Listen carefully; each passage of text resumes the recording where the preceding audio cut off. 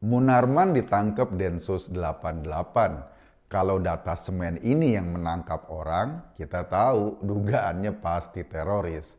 Kasusnya jelas, Munarman terlibat pembaiatan ISIS di Makassar, di Medan, dan di Jakarta. Alumni baiat Munarman kemudian jadi teroris. Mereka misalnya menjadi pengantin bom bunuh diri di gereja Katedral Jolo di Filipina. Dan baru kemarin ada lagi alumni Baiat Munarman itu jadi pengantin bom bunuh diri di gereja Makassar kemarin.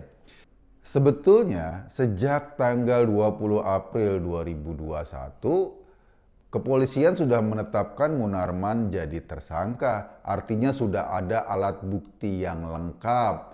Makanya polisi nggak pakai acara panggil-panggil dulu, jadi saksi dulu, ya langsung ditangkap. Pertama karena dia sudah jadi tersangka, kedua karena pasal yang ditersangkakan adalah soal terorisme. Jadi kalau soal terorisme memang penanganannya bukan seperti kriminal biasa. Bersama penangkapan Munarman di rumahnya di daerah Tangerang Selatan, polisi juga menggerebek markas Munarman di Petamburan. Bukan cuma polisi, ketika mereka menggerebek markas di Petamburan bersama juga dengan TNI. Markas ini yang dulu didatangi oleh intel perempuan yang dari Jerman itu loh. Saat digerebek di markas itu, ditemukan puluhan bahan kimia yang bisa digunakan atau dijadikan bahan dasar pembuat bom. Salah satu jenisnya adalah TATP. Ada yang sudah diolah jadi bubuk, ada yang masih berbentuk cair. Bukan hanya satu jenis yang ditemukan, tapi ada puluhan jenis bahan kimia lain di sana. Dan kesemuanya bisa dijadikan bahan baku peledak yang berbahaya. Ada yang berdaya ledak tinggi, ada juga yang berdaya ledak sedang, atau zat kimia yang mudah terbakar seperti bahan untuk membuat molotov.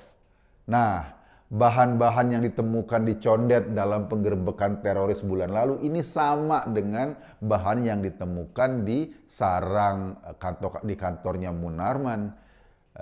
Di Condet, ketika digerebek, mereka adalah anggota FPI yang bersiap melakukan kerusuhan di Jakarta. Mereka membuat 200 bom untuk meledakkan pom bensin, jaringan gas, kantor polisi, markas TNI, serta industri milik warga Tionghoa. Munarman bisa dikatakan adalah tokoh yang menyeret FPI dalam petualangan terorisme. Ia menjadikan FPI sebagai sarang baru gerombolan radikal. Seperti biasa nih, ditangkapnya seorang tokoh teroris selalu mengundang pembelaan dari orang-orang dalam lingkarannya. Kita ingat Aziz Yanuar, itu pengacaranya Rizik yang juga katanya pengacaranya Munarman. Dia langsung menyangkal bahwa bahan kimia di Petamburan itu, kata Aziz, bukan buat bahan pembuat bom, tapi buat bersihin WC. Buset. Apa emang Munarman sekarang buka bisnis WC umum sehingga punya banyak banget bahan kimia di kantornya untuk bersihin WC? Padahal ya itu kan cuma ruko, paling ada 2-3 WC paling banyak. Tapi statement Aziz ini menandakan ia tahu pasti ada pembelian puluhan bahan kimia itu. Aziz terang-terangan menyatakan diri bagian atau orang yang mengetahui keberadaan bahan-bahan kimia itu. Kenapa? Ya statementnya tadi menandakan bahwa Aziz adalah orang yang tahu. Kalau seandainya ini adalah bahan pembuat bom, sepertinya polisi penting juga untuk memeriksa Aziz atas pengetahuannya terhadap keberadaan bahan-bahan tersebut. Apakah benar WC-WC di kantor itu memerlukan puluhan jenis bahan kimia berbahaya seperti yang disampaikan Aziz? Atau ini adalah bahan untuk membuat peledak? Jika ditelusuri, Aziz ini memang lingkaran orang dalam FPI. Ia dikenal sebagai orang dekatnya Munarman. Kisahnya sih, menurut informasi, Aziz juga dikenal punya fantasi esek-esek yang agak liar. Kabarnya ia sangat mudah terangsang dengan tokoh Sailor Moon. Jadi dia pernah kencan di tempat kencan yang pakai kostum cosplay gitu, dan dia hobinya berkencan dengan orang yang pakai kostum Sailor Moon. Catatan lain soal Aziz adalah ia pernah diadukan juga ke polisi karena kasus pemalsuan kendaraan bermotor. Nah, sekarang Aziz tampil di depan membela sekutunya Munarman dengan alasan bahan pembuat bom tadi sebagai alat untuk membersihkan WC. Selain Aziz, tokoh yang giat membela gembong teroris adalah Fadly Zon. Politisi Gerindra ini menunjukkan kemana afiliasi partainya dalam kasus-kasus terorisme. Fadly adalah pembela Rizik misalnya, pembela Munarman, dan kita juga pernah tahu ketika Abu Bakar Ba'asyir baru saja keluar dari tahanan, Fadly juga orang yang mendatangi tokoh atau gembong teroris itu. Kalau saya sih menilai Gerindra itu seperti apa yang dikatakan Fadly. Artinya apa? Saya ingin menilai Gerindra cukup dari arah omongannya Fadly. Arah omongan itulah yang saya pegang sebagai wajah partai kepala burung itu yang sebenarnya. Kalau Fadly lantang membela Munarman yang menjadi tokoh baiat ke ISIS, ya jangan salahkan saya kalau saya menganggap itulah sikap resmi Partai Gerindra, kalaupun belum dinyatakan secara resmi, karena memang selama ini Fadly mewakili sikap partai itu. Tapi kita juga kenal Fadly sebagai pembela jaringan cendana yang konsisten. Sementara hubungan cendana dengan gerombolan FPI ya sudah jadi rahasia umum. Jadi selain dia mewakili pikiran partainya, Fadly bisa dibaca sebagai protes dari Bokir yang selama ini mengandalkan ormas teror untuk kepentingan politiknya. Motivasi Fadly mungkin serupa dengan Partai Demokrat yang mempertanyakan penangkapan Munarman. Mereka atau partai-partai ini mau dapat limpahan suara dari gerombolan yang diwakili oleh Munarman. Lalu bagaimana dengan Novel Bakmukmin? Ia juga berkomentar membela dengan keras Munarman. Di mata saya sih, Novel hanya tokoh pecahan botol di FPI. Ia bukan orang penting tetapi ngebet disebut penting. Makanya ia berusaha mementing-mentingkan dirinya dengan berbagai komentar nyeleneh. Jadi abain aja.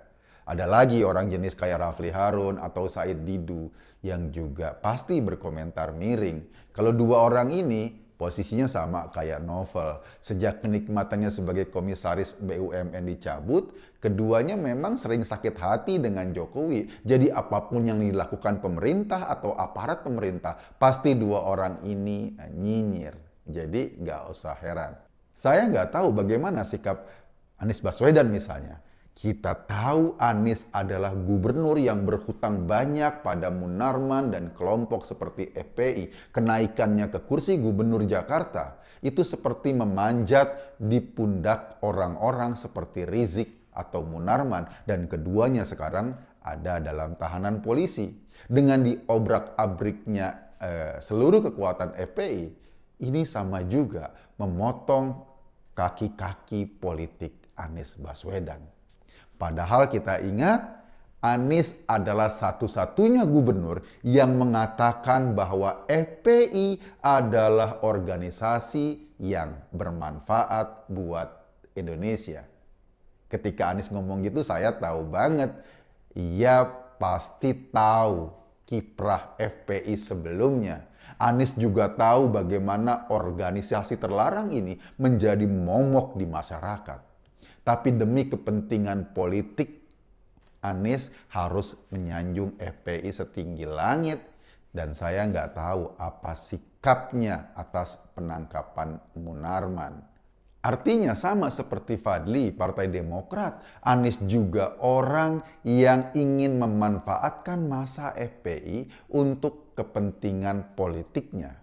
Yang pasti, langkah polisi menangkap Munarman ini diapresiasi oleh seluruh masyarakat. Coba lihat media sosial, rame ucapan terima kasih kepada polisi.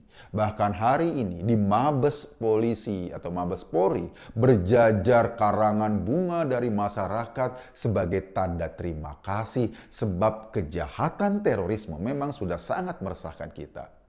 Ada satu yang harus diperhatikan. Biasanya penangkapan gembong teroris kayak gini akan mengundang reaksi para pengikutnya. Jadi kita penting sampaikan kepada bapak-bapak polisi, bapak-bapak TNI harus tetap waspada pada aksi balas dendam terutama oleh para lone wolf yang memang susah dideteksi geraknya. Alhamdulillah, Ramadan ini kita dihadiahi puasa tanpa FPI. Rasanya jauh lebih sejuk. Rizik juga lagi sibuk di pengadilan menghadapi kasusnya. Menjelang Lebaran kita dapat THR. Munarman ditangkap. Nah, tinggal tugas kita sebagai rakyat tetap menjaga jangan sampai bibit-bibit radikalisme seperti ini muncul di lingkungan kita. Sebab ini Indonesia kita. Kitalah yang harus menjaganya. Terima kasih.